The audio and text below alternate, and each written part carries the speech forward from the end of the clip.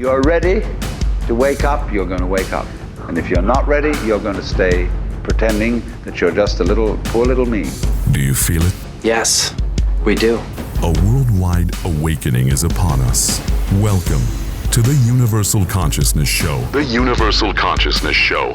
Where we explore topics such as UFOs, aliens, banned medical cures, as well as classified secret knowledge. Come question your holographic existence. Share experiences from the other side. This is a show that will expand your mind as we decrypt the symbolic messages locked away deep within your DNA. And now, your guides for this magical journey.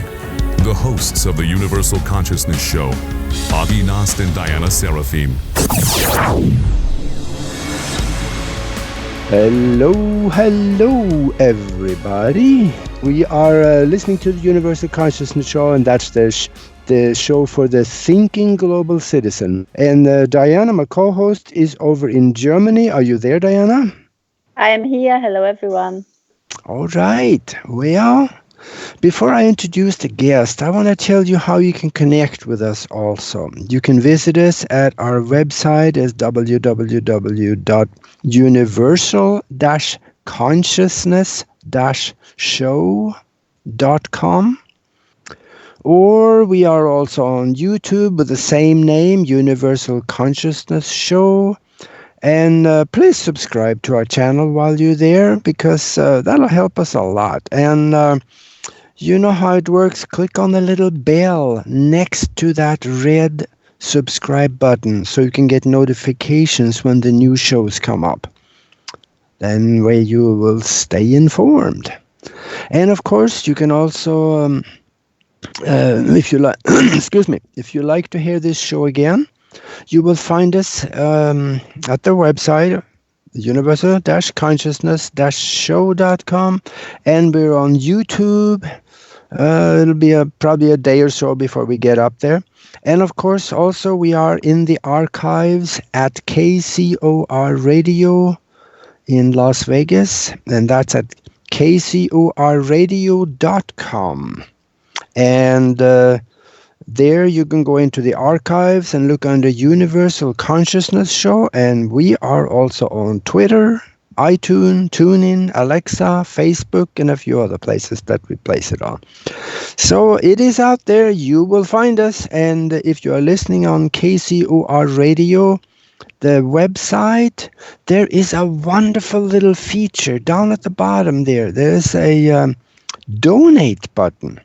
If you like what you hear, we would love to hear from you that way also. If you can show a little gratitude, that'd be wonderful. But if you can't, that is okay, because we love for you to be here. Gosh, it's so good to have you. Otherwise, it would be just me and Diana sitting here, and that wouldn't be any fun at all. So on today's show, we are going to talk about Big Pharma. The term Big Pharma is used to refer collectively to the global pharmaceutical industry, but it is also used by people who believe in the New World Order conspiracy. As a definition, according to Wikipedia, Big Pharma conspiracy theories are those conspiracy theories which claims that the medical establishment in general and pharmaceutical companies in particular, especially the large ones, operate for sinister purposes and against the public good, just for their own profit. Well, I think that has been proven. It's not a theory anymore, it is a fact. Because people now are starting to ask, is this real, what the pharmaceutical companies are saying? And are we living in a world ruled by Big Pharma? Well, yeah. Is there any clue which could lead to this Big Pharma? And we're going to hear a lot about that. Well, these are the questions for our next show, and we invited Cristian Muresanu from Romania. He's a science journalist, editor, moderator, and producer at the Romanian television, who has a long history of medical problems, although many of them being incurable, but he managed to cure them all. However, beyond his degenerative diseases, and chronic inflammation, he was also diagnosed with a very weird disease known as hypercholesterolemia. And if you heard the word cholesterol, then there is no need to add more. So, Christian, welcome and thank you for taking the time to answer our questions. I'm glad to be here. Thank you. So, tell us for the beginning, when were you diagnosed with this disease and why? What was the symptoms? In the year 1997, following some random blood tests, I was diagnosed with a medical condition that I first heard about at that time, hypercholesterolemia. At first, I treated it with indifference and carelessness until many alarming news invaded the media about the danger of high serum cholesterol levels in the blood. Being already confronted at that time with lower back pains and headaches, requiring periodic medical exams. At one moment in 2001, I started some medical treatments because the family medical doctor said, and I quote, "We put you on statins." That was the sentence, "We put you on statins." And I must add that this medication had nothing to do with the back pains and migraines I suffered from. But please tell us, what do you mean by hypercholesterolemia? Can you explain the term for the people that they know it? Yes, this is a composed word. Hyper, which means bigger than normal, and cholesterol, which is a friendly molecule which our body needs, and the suffix emia, meaning blood, or referring to the presence of a substance in the blood, as for example, anemia, lack of blood. The ending emia is one of the building blocks derived from Latin language used to construct medical terms. So, I was having something in my blood, which was above normal, and they said it was potential deadly. Every 3 months, I presented myself for updating blood tests, observing the variation of the cholesterol concentration, considered the number one public enemy of all causes of cardiac diseases. What could I know about cholesterol at that time? I have complied with medical prescriptions and took some pills for 10 years in a row without feeling any improvement in my health. On the contrary, a general feeling of muscle fatigue began to feel more and more acute after the first 6 years of statin therapy.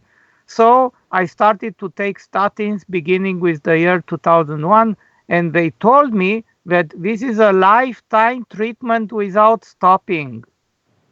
But still, why did they explain to you why would you need a lifetime statins treatment? This is tiny bit weird.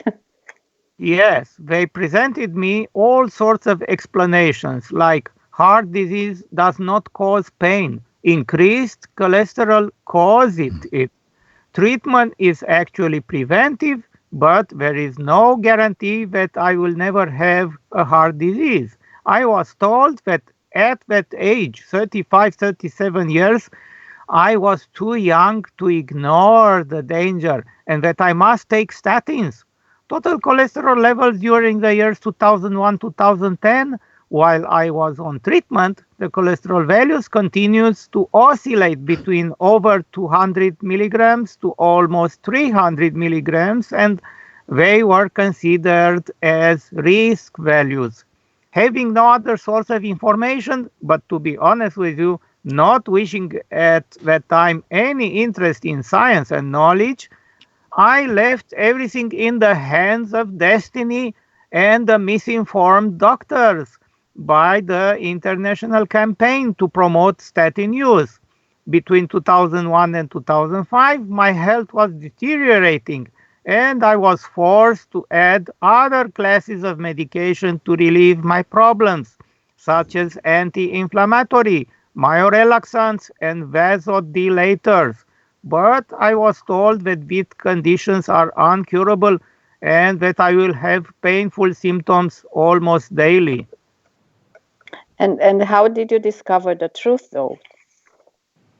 After having curing all the diseases in 2006 using a personal method, the cholesterol still had high concentrations. Between 2006 and September 2010, I continued to take statins until I had the opportunity to meet the biology professor Bruce Lipton in Bucharest. He read my book and immediately understood that I do not need statins, but the decision had to be done on my own responsibility, and I assumed it. And by this, I mean that in no way the listeners of this program must not consider my testimonial as a substitute for the specialized medical consultation. Coming back to statins, I made my own decision to stop taking them against medical advice in October 2010. And since then, 10 years passed and I have no heart problems, no artery problems, except for the cholesterol, which is still high. But this is high according to the newest medical standards, not those from 1970 or 1980. So again, Bruce Lipton was a part of your life like you did before. Can you tell us still, how did you make the connection between your medical condition and the big pharma conspiracy? Well, that was something that followed almost naturally because we, the journalists, are studying all sorts of problems and issues more than ordinary people because this is part of our job. And I considered myself a practicing journalist 20 hours per day and 4 hours I'm sleeping. It was very shocking for me to hear those words coming from one of the most appreciated and world-known biology professors, Dr. Bruce Lipton. And I needed another 10 years to uncover the whole truth of this pharmaceutical nasty business to make us clients for life. But please let me go back a little to the years 1970, because this is very interesting. At that time, the official medical statements declared normal values of serum cholesterol up to 280 milligrams per deciliter. And if you are above that, there was a second interval which was not yet described as an illness between 280 and 320 milligrams or something like that. I don't recall exactly, but the second interval was just a risk factor. But medically, you are still considered a healthy person. Only above that, above 300 or 320 milligrams per deciliter, they could say something that you might have a problem. As the time was passing by, the pharmaceutical corporations, which grew bigger and bigger and started to sell statins worldwide, came up with the new standards. And they began to lower the maximum healthy limits from 280 to 260, 250, 240. And now we are at 200 or even lower. And the second risk factor interval have been deleted. And now the people got a new disease and they name it as hypercholesterolemia. So what we are going to present today is a very long history of deception and lies promoted by the pharmaceutical experts. Wow, that sounds scary. Because so many people in US and of course everywhere, they are taking already statins for a very long time. And we all wish only to find the truth. So would you agree with this all being a conspiracy? It's a hard question, but because it has a very long history and an inherited wrong mentality, which came to us from many generations, well, the cholesterol have been discovered over 200 years ago, and there were many assumptions, some of them proven correct, even in our days, but others proven false, and then falsely changed into being correct in order to sell more statins. The first 150 years out of these 200 years of myths and truths about cholesterol were part of an unintentional or less intentional research strategies, but the last 50 years or so gradually became and evolved into the realm of intentional misuses of strategies, research, and media. It is almost like a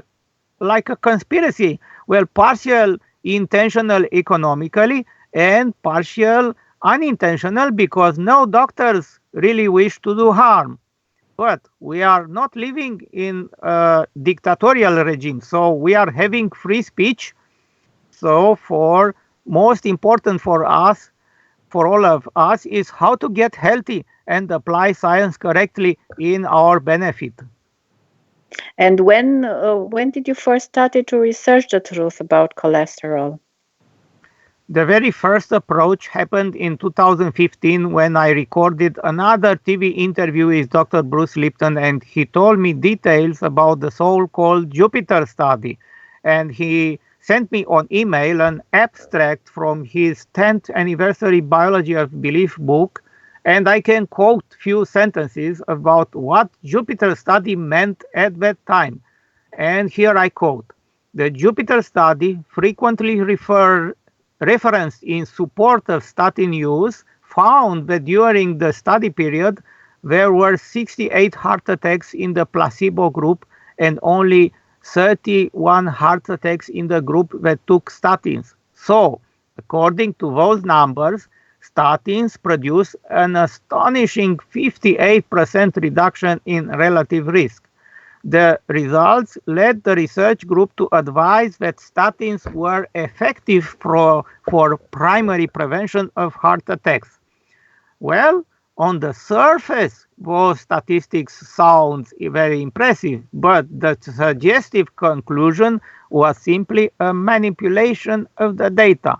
It should be noted that the experimental and control study groups each had almost 9,000 participants. In real terms, the heart attack risk went from a very low 0.76% in the control group to 0.35% in the statin group. So statistically, the so-called protective effect of statins provided for a 0.35% reduction over controls meant a real risk reduction of less than 0.5%. So the data indicated that for every 300 people taking expensive statin drugs, only one life might be saved. Follow-up studies reveal that the presumed preventive effect of cholesterol-lowering drugs have been considerably exaggerated. At best, statin drugs lower the actual risk of heart attack by around 0.3%, while at the same time producing side effects in 15 to 40% of those using the drug. So recent independent studies have shown that statin use for primary prevention has minimal or no value in reducing heart attacks and mortality. The origin of 90% of cardiovascular disease is not due to an organic dysfunction in the cell's mechanism, but rather represents a behavioral response driven by environmental signals within the blood. The brain secretes blood-borne hormones, stress factors, and inflammatory agents in order to coordinate the function of over 50 trillion cells to sustain life. Quote closed. And then after that, you found another professor, I think in New York, who told you many other disturbing information. Can you tell us about that? Yes. In the year 2016, I saw a documentary named Statins Nation, uncovering the myth and the conspiracy. So I became more interested in getting contact with one of the participants. And the only one which responded to my proposal was a professor from New York, which have more than 60 academic titles, memberships, awards, international recognitions. And he is the bestseller author of the book Fat and Cholesterol Don't Cause Heart Attacks and Statins Are Not the Solution, published in 2016. His name is Paul Roche, and it was a miracle for me to record with him almost 6 hours of interview about the cholesterol myth, its history, statin studies, media deception. You can imagine how many things he told me in almost 6 hours. Dr. Paul G. Roche is chairman of the board of the American Institute of Stress, clinical professor of medicine and psychiatry at New York Medical College, honorary vice president of the International Stress Management Association, and chair of its U.S. branch. I will send you a link to read all his titles and recognitions. Believe me, after his book have been published, you will not find anywhere on the internet one single word of opinion against the findings of Dr. Roche. So nobody dares to attack him. His demonstration is so good that I felt I must have it for our Romanian viewers, and now I'll have the American public to get in touch with this information, and obviously I will use the quotation from his speak. But you know that in our radio show, we present quite a lot about conspiracy, even more deeper and heavier. So all kind of secrets. So we wish to encourage you to feel free to present us what you know.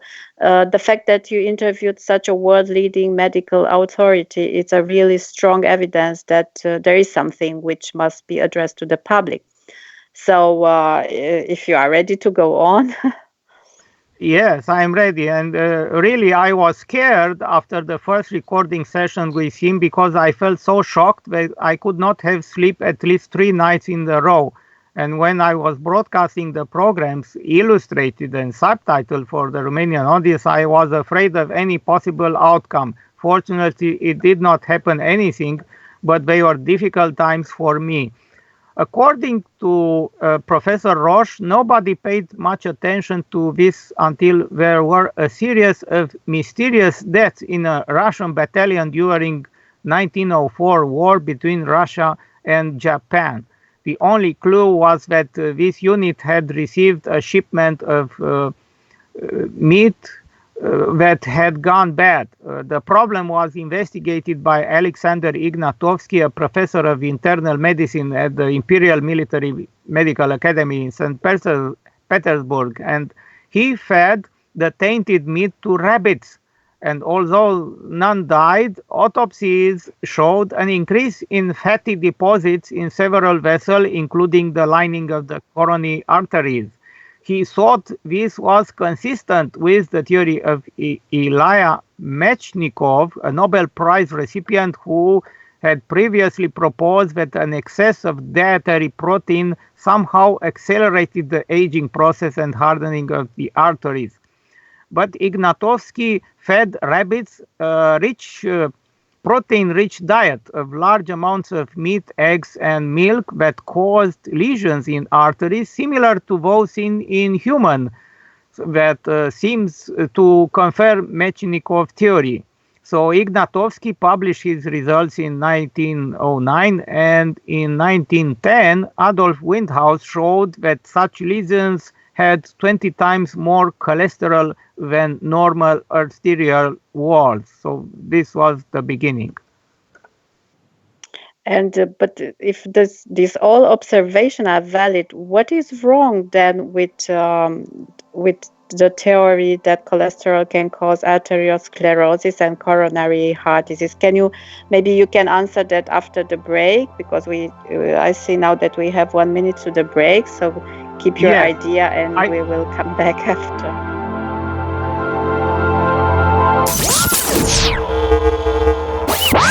You're listening to the Universal Consciousness Show. The Universal Consciousness Show. Your weekly connection to the truth. You get to really sort of enjoy a bizarre ride. Share your knowledge by calling our hotline number at 702-425-9230. That's 702-425-9230.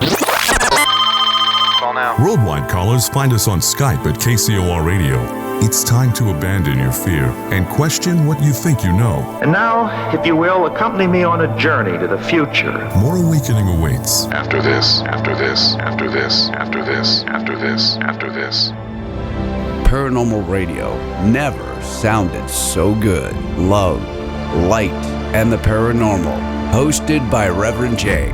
Live every Sunday, 10 a.m. Pacific, 1 p.m. Eastern. Right here on the KCOR Digital Radio Network. No mercy, no pity, no fear.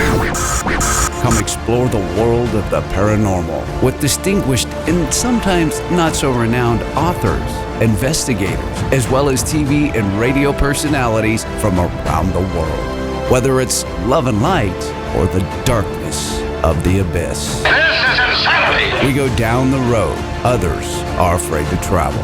The only question is, are you ready for it? Love, Light, and the Paranormal. Hosted by Reverend J. Live Sunday, 10 a.m. Pacific, 1 p.m. Eastern. Your paranormal voyage starts here. Monday nights are about to become hauntingly good, as Reverend Sean Whittington possesses the airwaves with Vegas Supernatural. Tune in every Monday at 5 p.m. Pacific, 8 p.m. Eastern for Vegas Supernatural, exclusively on the KCOR Digital Radio Network. There's a war raging between good and evil. The question is, which side are you fighting on? Tune in Monday nights as Reverend Sean Whittington sets the new standard for paranormal radio with some of the most influential personalities in the world today. Vegas Supernatural, hosted by Reverend Sean Whittington, every Monday night at 5 p.m. Pacific, 8 p.m. Eastern, exclusively on the KCOR Digital Radio Network. The one show even the devil doesn't want you to hear. It's showtime! Here we go, world. You're listening to the KCOR Digital Radio Network.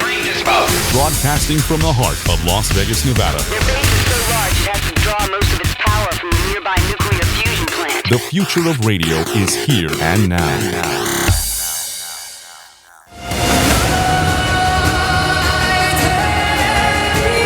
What is our reality? An ever-evolving concept? An individual experience? Or just life?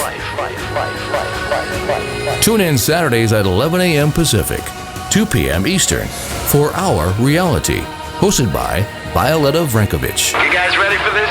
Come join the movement each and every week as we explore a range of topics, from the ordinary to the extraordinary. Violetta will emerge your consciousness with unique concepts and guests, taking you to places no other show has ever dared to go. Carefully designed to stimulate the mind. Our Reality, hosted by Violetta Vrankovic. Live Saturdays at 11 a.m. Pacific, 2 p.m. Eastern. Exclusively on the KCOR Digital Radio Network. Our Reality. Changing the world, one topic at a time, at a time, at a time, at a time, at a time. Going live in 3, 2, 1. It's time, once again, to unravel the mysteries of the universe by connecting the dots to a higher consciousness. This is the Universal Consciousness Show. The Universal Consciousness Show. Now the world will begin hearing us. Share your knowledge by calling 702-425-9230. That's 702-425-9230. Worldwide callers use Skype name KCOR Radio. It's as simple as that. Find us on Twitter at KCOR Radio or use hashtag KCOR. Even better, join us on the live chat at KCORradio.com. Back to your enlightened hosts, Avi Nost and Diana Serafini. Hello, and you are listening to the Universal Consciousness Show, and we are talking with Cristian Muresanu, a TV personality from Romania, and we are talking about Big Pharma, for those that joined us late. And there is a question. I've been sitting here back listening, and I hear there are questions. What is Big Pharma? What do they do? Is there a conspiracy to keep their hand in our pockets 24 hours a day? And there definitely is. I want to make my own comment here before we go on, and that is that this is not a conspiracy anymore. It is a fact. One of the CEOs of a pharmaceutical company said in an interview that curing people is a bad business model. Treatment is what worked for us, because then we have repeat business. And that is what Christian is talking about. So if all of these observations that he's talking about is valid, and then there is a definite problem out there. And please, Christian, go on and answer that we were just broken off here before the break. Yes, because when they started to search for the cholesterol and if cholesterol is causing something, they fed rabbits, which are herbivore animals, they fed them with animal proteins. So obviously their body rejected the animal-based diet, and this is the moment when the confusion started.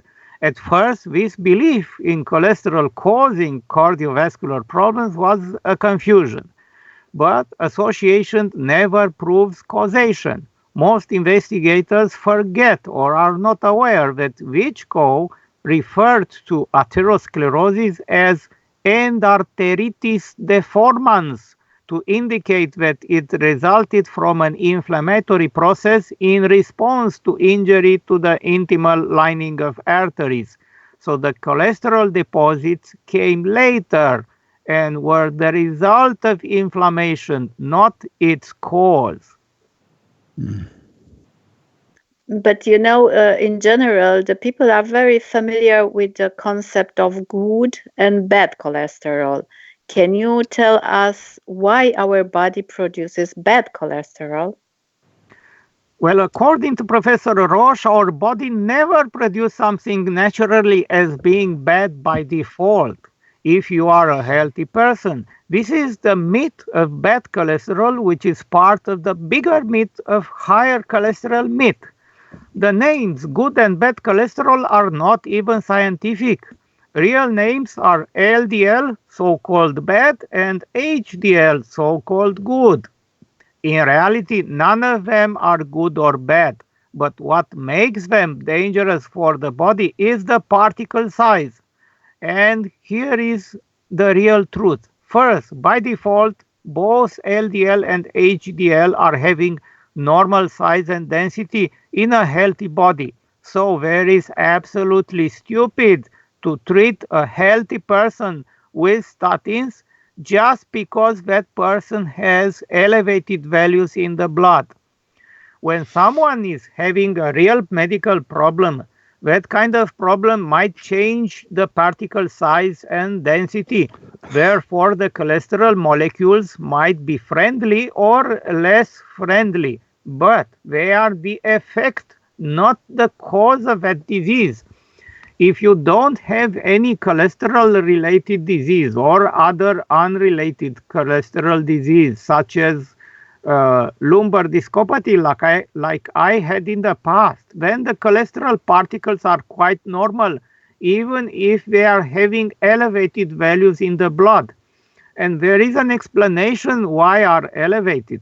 The only case when the particles are dangerous is when they are either very large or they are very dense.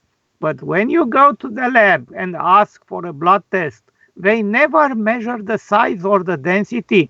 It is simply too expensive to do that, and these measurements are performed only in research institutes for the scientific purposes, but not for the general population. Yeah, and after the first scientific confusion here, which have been, later on discovered, why the studies continue to promote the false allegations of cholesterol causing cardiovascular disease when the opposite is true?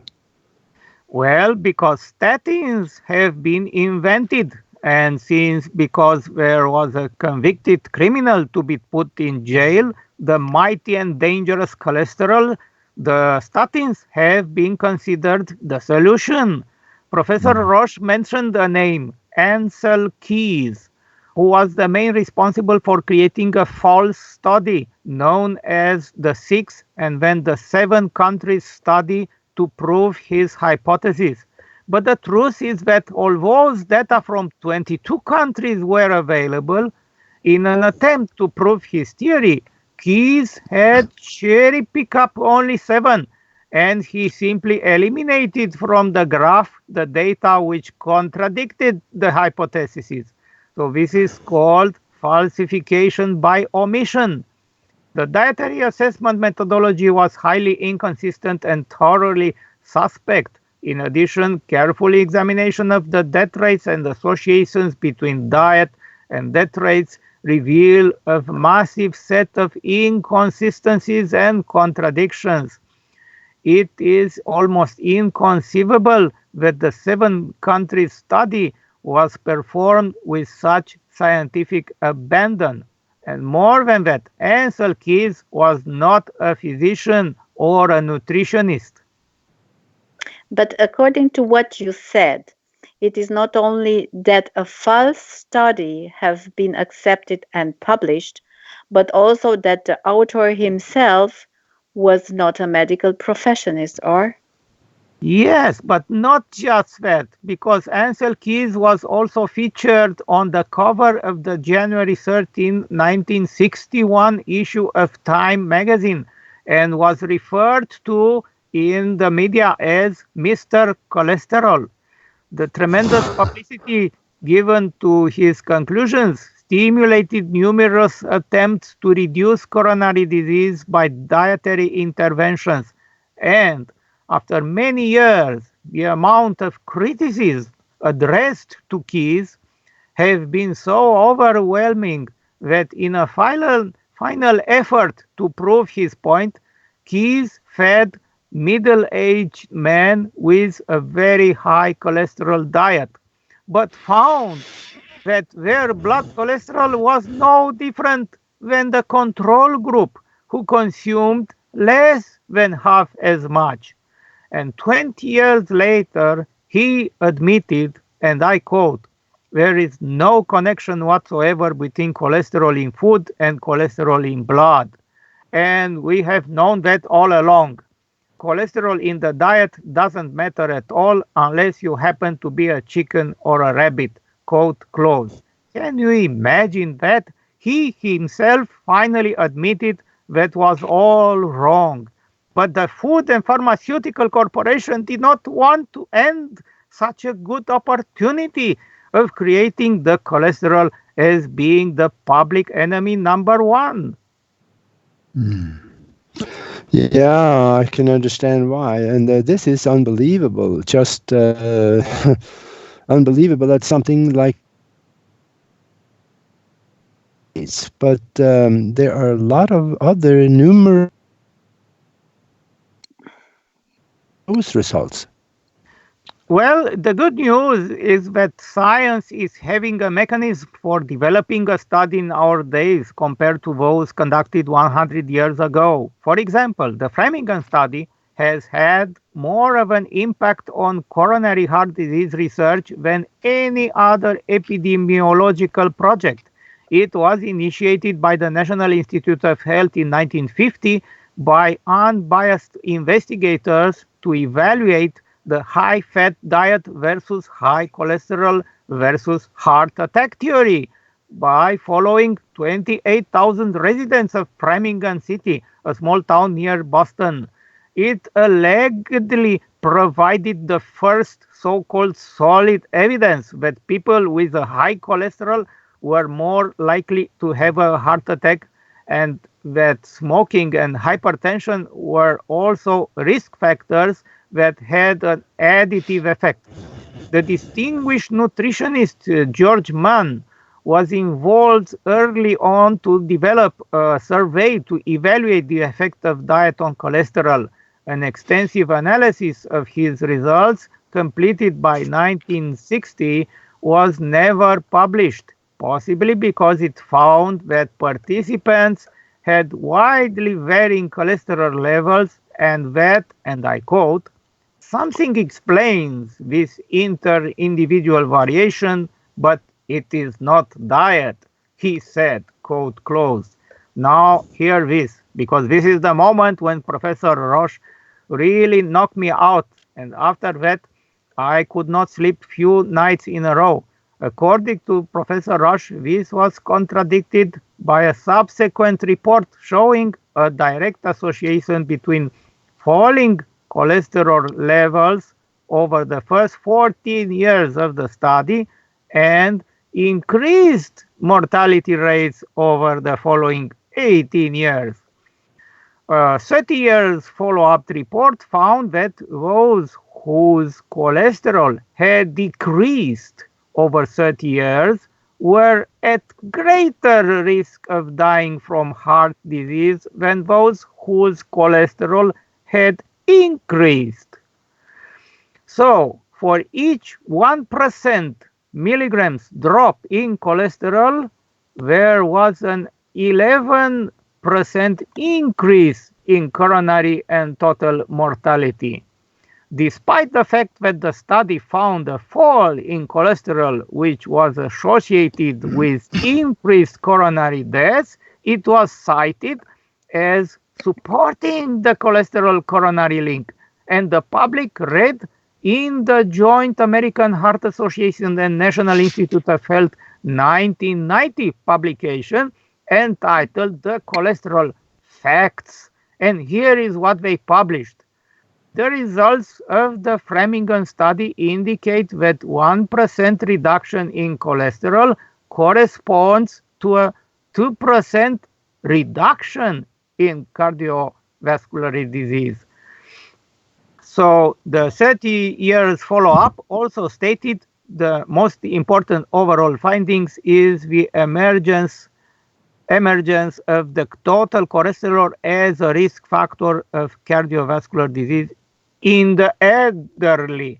But no data was presented to support this erroneous inference that high cholesterol is dangerous in the elderly. The fact is that for men about the age of 47, those with low cholesterol had mortality rates greater than those with high cholesterol, and elderly people with high LDL live longer. Well, this is very hard to imagine, but the question is, why are they doing this to us? And what is the purpose of so many lies and deceit for so many decades? Money. This is all related to money because statins are coming. And let me tell you about statins. According to Professor Roche, statins were discovered in 1972 by Ekiro Endo, a Japanese biochemist working for a pharmaceutical company in Tokyo. And he had initially isolated the substance from the Penicillium citrinum fungus he called citrinine, which lowered cholesterol. However, it was too toxic, and he extracted another from the same fungus that was much safer, and he labeled compactin. The Japanese firm canceled all their compactin trials in 1980 since half of the dogs in one study later died of cancer and was depressed since these dogs received enormous doses for 5 years. And another well-known pharma company in US, which had signed a confidentiality agreement with the Japanese company in 1976, also suspended its compactin studies and decided to follow other statins research. The US firm applied for FDA approval in November 1994, and this was granted 9 months later, and it was one of the shortest approval periods at the time. The vote of the advisory committee was 13-10, and as will be seen, there were numerous conflicts of interest that violated FDA policy. The panel was chaired by a firm consultant, and the advisory committee comprised 4 FDA employees 8 FDA advisors, and 2 were from the firm, and 11 speakers and guests also from the U.S. firm. According to a transcript of the proceedings, serious negative findings and comments were dismissed. So you can watch Professor Roche's interview where the names are given. Yeah, so they have actually doctored the document. They have altered and cheated in it. And so again, many scientific studies contradict the allegations that the pharmaceuticals are coming out with. But what the companies still manufacture cholesterol drugs, even though they really shouldn't. Why is that? Yes, again, because this is a business to sell statins, but so far no dietary cholesterol lowering trials has ever shown a reduction in lowering coronary disease or total mortality. And as noted previously, cardiac deaths were higher in the so-called prudent diet study. No association between cholesterol levels and the severity or extent of atherosclerosis has ever been found in autopsy studies of the general population. No clinical or imaging study has ever found any relation between the degree of cholesterol lowering and the decrease in atherosclerosis. But let me enter a little into some details. The U.S. Senate Select Committee on Nutrition and Human Needs, chaired by Senator George McGovern, was established in the year 1968 to study the problem of malnutrition. It instituted a series of federal food assistance programs that appeared to be successful, but in 1974, McGovern expanded the committee to scope to include national nutrition policy, and the focus shifted from malnutrition to overeating, especially fats. Their 1977 report, Dietary Goals for the United States, was based on the belief that eliminating fat would lower cholesterol and reverse the rising incidence of heart disease. So if I get clear, not only the conclusion of that report was not based on real data, but it was rather just a belief? Yes, because we live in an entire world based on beliefs and myths. We live in a world where induced fear is a common fact. Everybody is or must be afraid of something. So our leaders exploit that fear and use it for making more money. Mark Hegstead, professor of nutrition at Harvard Medical School, maintained that saturated fats elevated harmful cholesterol levels and should be replaced by monounsaturated and polyunsaturated fats that could have beneficial effects. So these views were shared and endorsed by McGovern, who along with his wife had gone through Nathan Pritikin program, which featured a low-calorie, low-protein, high-carb diet and that severely restricted fat. And beyond all this, again, there is the biggest business of all times, selling statins. Yeah, I think we're starting to get the picture here. We got 5 minutes left of the show now, so we got to start thinking forward. I tell you, for you out there listening to this, you know you have been cheated, you have been treated like no human being should be treated by someone that acts as government or a pharmaceutical company. So I want to go to the last question here with Christian and Diana. Maybe you could take on that one because I got some comments at the end. Yes, okay. Well, let's get into the present tiny bit. We are very, very amazed about this information that you have from Professor Roche. And this is something we have to think about, of course. But finally, we are now dealing with this new event of coronavirus.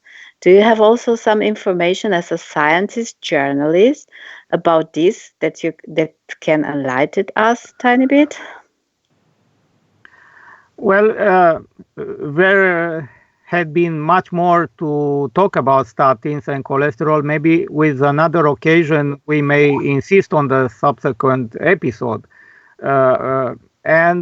Before I'll talk about the coronavirus, let me add that Professor Roche mentioned a book he also quoted from during the interviews, and the book is entitled How Statins Drugs Really Lower Cholesterol and Kill You One Cell at a Time, written by Joseph and Joseph, and Professor Roche's book is entitled Fat and Cholesterol Don't Cause Heart Attacks and Statins Are Not the Solution.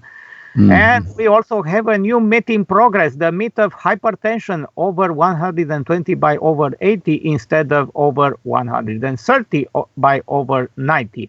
And Dr. Kenneth Jemerson, professor of internal medicine, specialist in hypertension at the University of Michigan, and one of the authors of the American Heart Association Guide, talked about the impact of these new recommendations, and I quote, "Yes, more people will get the diagnosis of hypertension and take more pharmaceutical drugs," quote close. Coming back to coronavirus, let me quote Bruce Lipton's recent newsletter, where he said, "If you have ever had a cold or flu in your life, odds are that it was the result of a coronavirus infection. Yes, coronaviruses cause colds, but we are being programmed with the belief that this particular cold virus is so deadly. So this fear has shut down concerts, conferences, and major public events. But it also led to a major scarcity of toilet paper in Australia. People were concerned and citizens emptied the shelves and a lot of problems. Okay, so beyond that, there are some serious problems because already the virus suffered a second mutation in humans, and the second one, according to Chinese scientists, is 1,000 times more virulent. So why the virus is spreading so quickly? Because according to other studies, patients with the new coronavirus keep the pathogen in their respiratory tract for as long as 37 days. So I see now we have only about 30 seconds left of the show here. So, and I want a last comment from you there.